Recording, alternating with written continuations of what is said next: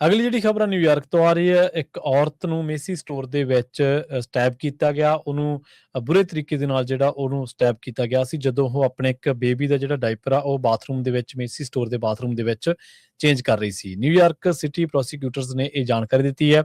Carry ਅਹਰਨ ਜਿਹੜੀ ਕਿ 43 ਸਾਲ ਦੀ ਹੈ, ਇਹ ਰਹਿਣ ਵਾਲੀ ਹੈ ਟਿਸਕਬਰੀ ਦੀ ਤੇ ਮੈਸੇਚਿਉਸੈਟਸ ਦੇ ਨਾਗਰਿਕ ਹੈ, ਇੱਕ ਉੱਥੋਂ ਦੀ ਰਹਿਣ ਵਾਲੀ ਆ। ਤੇ ਉਸਨੇ ਦੱਸਿਆ ਵੀ ਸਦਰਨ ਕੈਲੀਫੋਰਨੀਆ ਦੇ ਜਿਹੜੇ ਟੂਰਿਸਟ ਹੱਬ ਆ ਤੇ ਉੱਥੇ ਉਹ ਮੇਸੀ ਦੇ ਇੱਕ ਜਿਹੜਾ ਸਟੋਰ ਹੈ ਹੈਰਲਡ ਸਕੇਅਰ ਦੇ ਉੱਤੇ, ਉੱਥੇ ਉਹ ਗਈ ਸੀ ਤੇ ਉਦੋਂ ਉਹਨੂੰ ਬੜਾ ਝਟਕਾ ਲੱਗਿਆ ਜਦੋਂ ਉਹਨੂੰ ਸਟੈਪ ਕਰਨ ਦੀ ਕੋਸ਼ਿਸ਼ ਕੀਤੀ ਗਈ।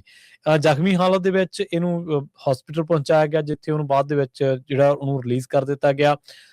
ਜਿਹੜਾ 10 ਮਹੀਨਿਆਂ ਦੀ ਉਹਦੀ ਬੱਚੀ ਹੈ, ਛੋਟੀ ਡਾਟਰ, ਉਹਨੂੰ ਕਿਸੇ ਵੀ ਤਰ੍ਹਾਂ ਦੀ ਕੋਈ ਗੰਭੀਰ ਸੱਟ ਨਹੀਂ ਲੱਗੀ ਹੈ।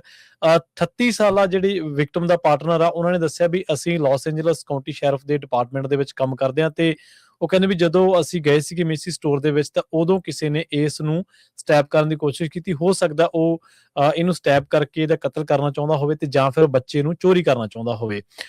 ਇਹਦੇ ਨਾਲ ਹੀ ਉਹਨਾਂ ਨੇ ਦੱਸਿਆ ਵੀ ਇਸ ਬੀਬੀ ਦੀ ਕੋਈ ਕ੍ਰਿਮੀਨਲ ਹਿਸਟਰੀ ਨਹੀਂ ਹੈ ਨਿਊਯਾਰਕ ਦੇ ਵਿੱਚ, ਬਟ ਦੱਸਿਆ ਗਿਆ ਕਿ ਇੱਕ ਵਾਰੀ ਇਹਨੂੰ ਅਰੈਸਟ ਕੀਤਾ ਗਿਆ ਸੀ ਇਹਦੇ ਸੂਬੇ ਦੇ ਵਿੱਚ ਹੀ, ਤੇ ਫੇਸਬੁੱਕ ਦੇ ਉੱਤੇ ਇਹਨੇ ਕਿਸੇ ਨੂੰ ਧਮਕੀ ਦਿੱਤੀ ਸੀ ਇਸ ਤਰ੍ਹਾਂ ਦੀ ਕਿ ਉਹ ਉਹਨੂੰ ਮਾਰ ਦੇਵੇਗੀ, ਪਰ ਬਾਅਦ ਦੇ ਵਿੱਚ ਕੋਈ ਇਸ ਤਰ੍ਹਾਂ ਦੀ ਉਹਦੀ ਕ੍ਰਿਮੀਨਲ ਕੋਈ ਹਿਸਟਰੀ ਨਹੀਂ ਹੈ, ਕੁਛ ਨਹੀਂ ਹੈ।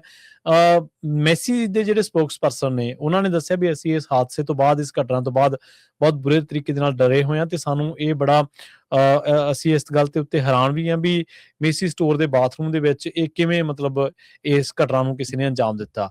ਫਿਲਹਾਲ ਜਿਹੜੀ ਪੁਲਿਸ ਆ ਉਹ ਇਸ ਮਾਮਲੇ ਦੇ ਵਿੱਚ ਜਿਹੜਾ ਸ਼ੱਕੀ ਆ ਉਹਦੀ ਮਤਲਬ ਪੜਤਾਲ ਕਰ ਰਹੀ ਆ ਤੇ ਹਾਲੇ ਤੱਕ ਕੋਈ ਜਿਹੜੀ ਗ੍ਰਿਫਤਾਰੀ ਆ ਉਹ ਨਹੀਂ ਹੋ ਸਕੀ।